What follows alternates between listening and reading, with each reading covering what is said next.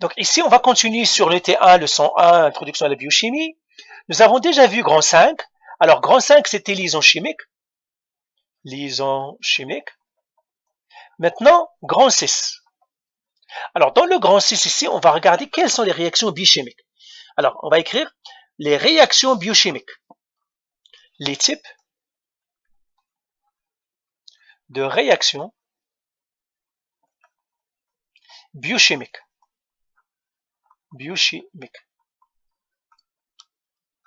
Voilà. Alors, les types de réactions biochimiques, eh bien, on a vu la liaison chimique, tout ça, donc tout ça. Maintenant, la cellule, qu'est-ce qu'elle fait? Là, on va voir ce que la cellule fait vraiment. C'est comme, par exemple, vous, on a compris la tomate, déjà j'ai compris la mais qu'est-ce que vous faites avec la tomate chez vous? Ben, vous la découpez avec un couteau, vous la mettez dans une marmite, etc., etc. Ben, la même chose, elle. On va voir maintenant qu'est-ce que fait la... C'est-à-dire... Alors, on va écrire, il y a 4 types de réactions. Il y a 4 types de réactions biochimiques.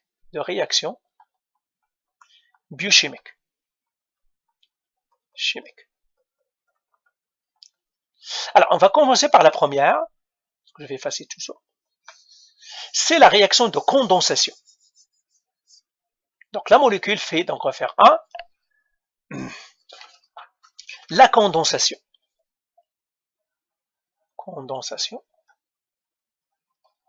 Parfois, on l'appelle aussi réaction de déshydratation. Réaction de déshydratation. Pourquoi déshydratation? Parce qu'on va enlever de l'eau. Attendez, où est-ce qu'il y a le H? De déshydratation. Déshydratation.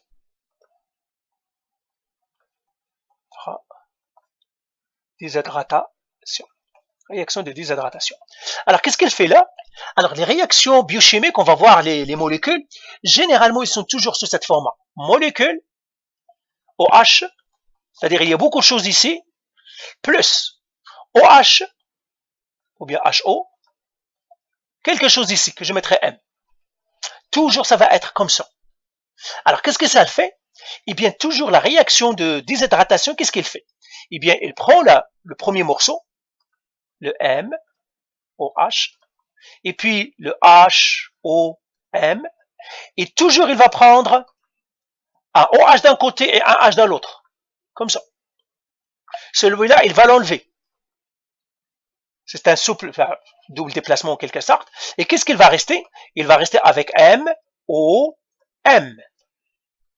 C'est ça ce qui va rester. Et puis, donc celle-là, ça me donnerait quoi? M, O, M, plus H2O. C'est avec ça que ça va rester. Et cette liaison-là, à chaque fois, il aura un nom. C'est l'oxygène qui va faire les deux morceaux. C'est lui qui tient les deux morceaux secs. Vous pouvez regarder celui-là, l'oxygène ici, comme quelqu'un qui va tenir, lui, il va tenir le, lui, il le tient par une main, et lui, il le tient par une autre main. Pourquoi? Parce que l'oxygène est très électronégatif. Donc, c'est ça la déshydratation. L'eau va sortir et on l'aura. Je vais vous donner quelques exemples ici, par exemple, ici. Alors, méthoxymila, alors je vais prendre par exemple, un exemple. Ici. Donc, on va faire un exemple. Et d'ailleurs, quand on va regarder les molécules, c'est-à-dire les glucides, les lipides, les protéines, on va voir comment cela se fait, parce que c'est avec ça que les molécules travaillent. Par exemple, prenons la molécule celle-là. C'est avec un H et avec OH, plus une autre comme elle. Cette fois-ci, je vais le faire ici OH, comme ça c'est. Un H, un H, un H. Alors, celles-là, ce sont des molécules que ce qu'on appelle, on l'appelle, c'est ça, c'est un méthanol. Et ça, c'est un autre méthanol. C'est un alcool. Pourquoi? Parce que la liaison OH. C'est un OH. Un méthanol avec un méthanol, qu'est-ce qu'ils vont faire? Ils vont dire, OK, nous sommes dans une cellule. Qu'est-ce qu'il va faire la cellule à eux? Il va lui dire, toi, tu vas donner le OH. Toi, tu vas donner le O.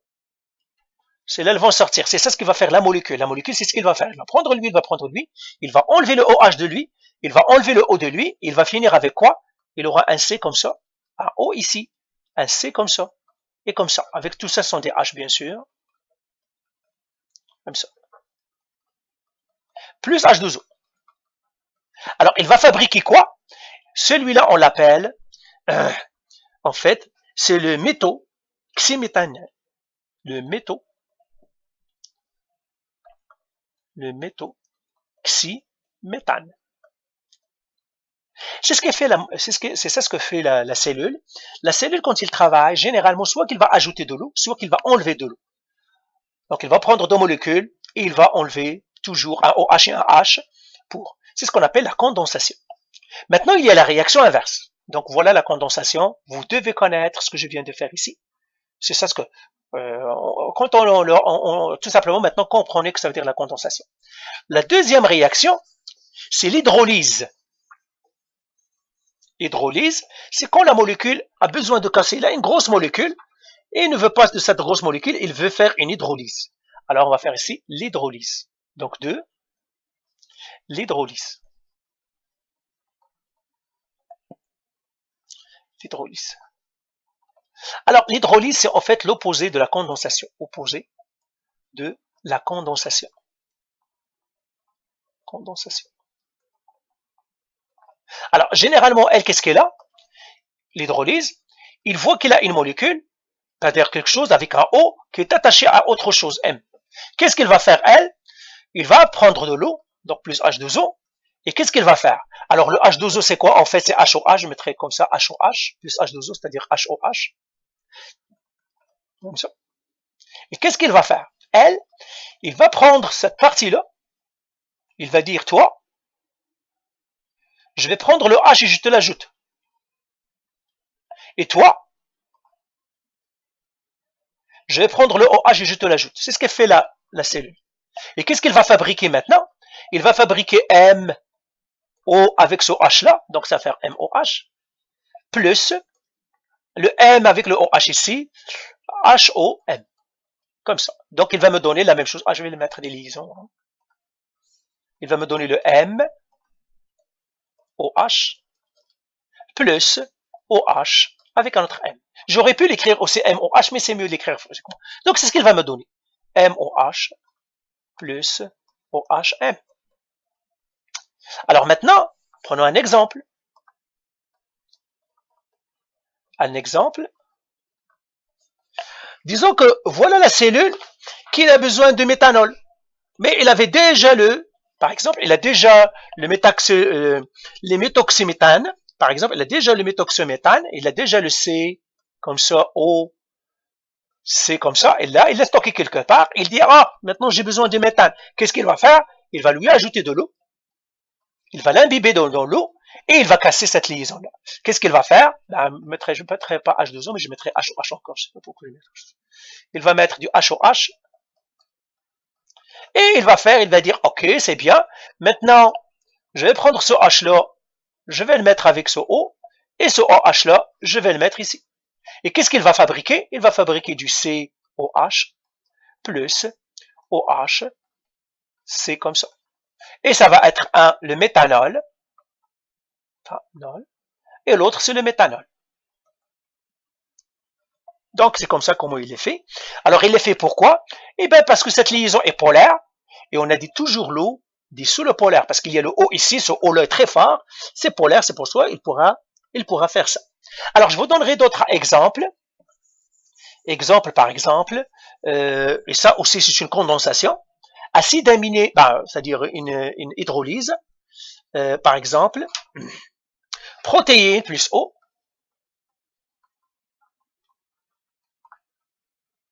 Qu'est-ce qu'il va me donner? Acide aminé plus acide aminé.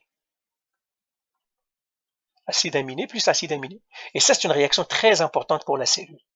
Acide aminé plus acide aminé. Alors pourquoi, par exemple, vous allez me dire, mais vous nous avez dit que la cellule fait les protéines. Alors pourquoi elle a les protéines? Pourquoi elle la casse? Parce qu'il doit fabriquer sa propre protéine. Cette protéine, par exemple, c'est le bœuf que vous avez mangé. Ça, c'est une protéine du bœuf. Vous avez mangé de la viande, donc vous avez mangé cette protéine. Mais elle, qu'est-ce qu'il veut? Il veut sa propre protéine. Qu'est-ce qu'il doit faire? Il doit, ça c'est par exemple la protéine du bœuf. Protéine de la viande que vous avez mangée. De la viande mangée.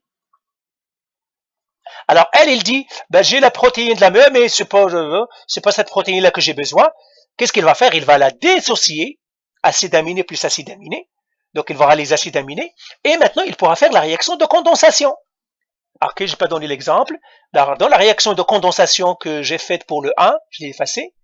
Ok? Ben, il va faire, par exemple, acide aminé plus acide aminé qui me donne protéine plus eau. Il va fabriquer sa propre protéine. Donc, ça c'est l'hydrolyse. Mais s'il veut faire une condensation, maintenant, qu'est-ce qu'il va faire? Il va prendre un acide aminé avec un autre acide aminé et il va faire sa propre protéine. Donc voilà, donc vous avez vu que la cellule a besoin de faire l'hydrolyse et a besoin de faire la condensation. Alors l'autre réaction, c'est l'oxydoréduction. L'oxydoréduction, c'est brûler. C'est la combustion. Ok, c'est brûler.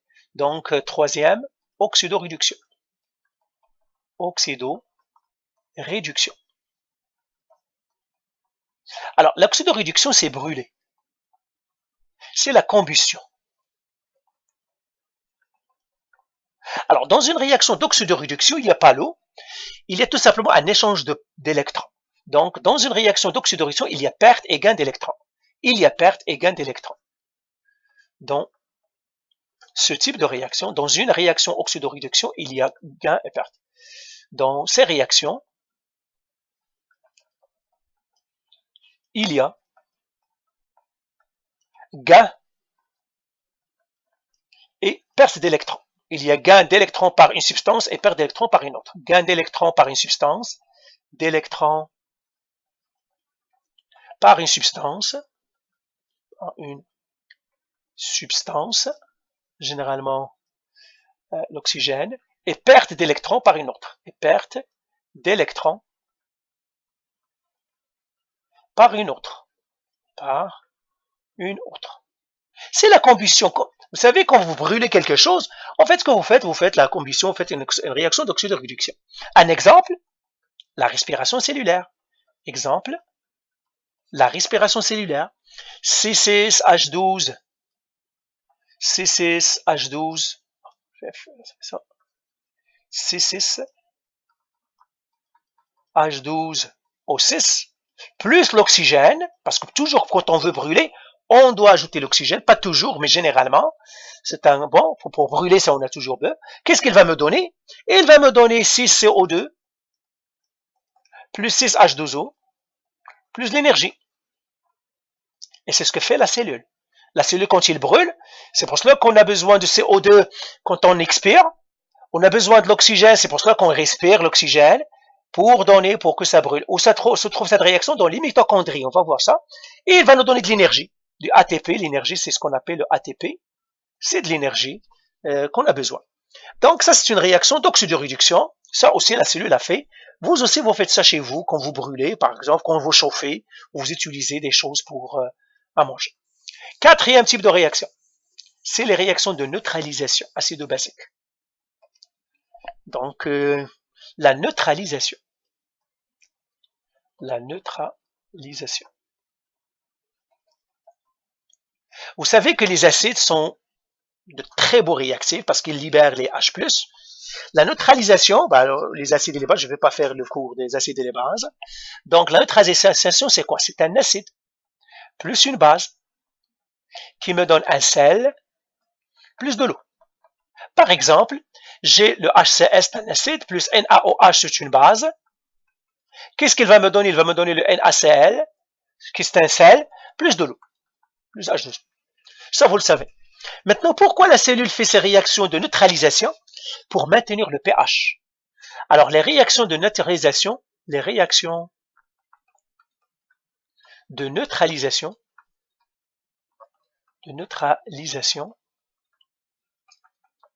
servent, entre autres,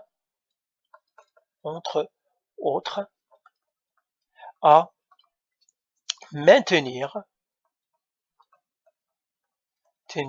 le pH. à une certaine valeur, à la valeur optimale, à une valeur optimale, à une valeur optimale.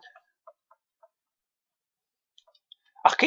Alors, quand par exemple il y a beaucoup d'acide, eh bien, c'est pour cela que si vous avez de mal au ventre, par exemple, mal à l'estomac, on vous dit buvez par exemple le lait de magnésie. Pourquoi? Parce que c'est une base. Il va neutraliser la base. Si vous avez plus de base, ben, vous devez prendre quelque chose d'acide pour que ça neutralise la base. Donc, si on a, donc le pH doit rester. Vous savez que le sang doit fonctionner, c'est ce qu'on appelle les solutions tampons. Le sang doit fonctionner, par exemple, à 7,4 à pH de 7,4. Si, alors neutralisation, donc on a besoin de ça. Alors le sang par exemple est une solution tampon. Alors vous écrivez ici solution tampon. On va expliquer ça en chimie. Tampon. C'est quoi une solution tampon? C'est une solution, même si on ajoute un peu d'acide ou de base, le pH reste le même. C'est une solution. C'est une solution qui peut résister à de petites quantités,